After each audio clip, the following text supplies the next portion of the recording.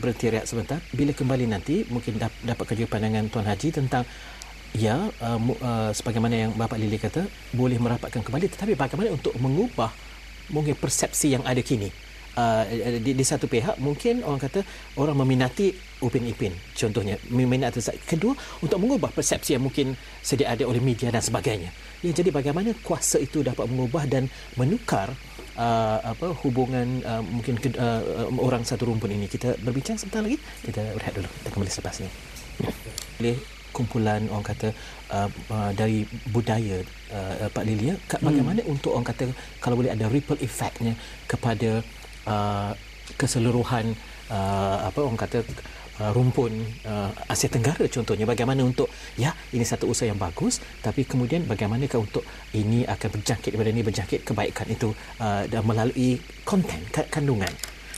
Itu saya kira satu proses untuk adanya sharing knowledge. Sebab untuk menjadikan sebuah collective identity ataupun identity yang dikongsi itu harus ada yang disebut dengan common knowledge. Ilmu yang sama-sama ada. Indonesian tahu Malaysian, Malaysian tahu Indonesian. Itu satu. Yang keduanya kalau kita lihat itu dari segi cerita Upin Ipin yang akan datang, contohnya pemasukan aktor-aktor dari Indonesia sebagai siapa tadi, Susanti contohnya. Di sini adalah sangat penting untuk menunjukkan adanya interdependensi, adanya saling kebergantungan. Sebab sekarang ini interdependensi ini sudah dimaknai lain di antara Indonesia dan Malaysia. Malaysia melihatnya interdependensi ini adalah sebuah usaha yang sangat membantu, seakan-akan Malaysia memberi makan ke Indonesia, begitulah.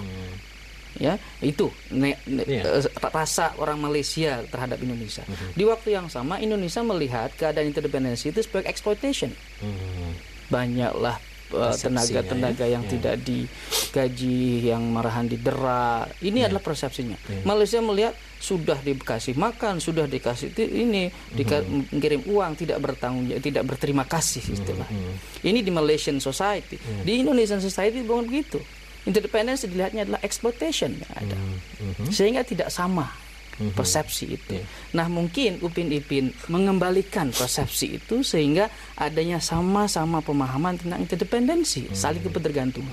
Malaysia tanpa ada bantuan-bantuan tenaga kerja dari Indonesia mungkin susah untuk membangun. Karena kalau mengadakan juga pembantu yang dari lain, culture shock yang akan ada. Ini yang masalahnya. Indonesia pun sama, melihat supaya tidak ada eksploitasi di Malaysia, sehingga betul nampak adanya saling memenuhi keperluan masing-masing. Itu mungkin dari segi job opportunities di Malaysia ramai. Oleh karena itu Indonesia memerlukan itu. Di waktu yang sama Malaysia memerlukan pekerja-pekerja yang boleh membantu untuk membantukan. Dan ini harus diberikan sebuah penerangan yang cukup.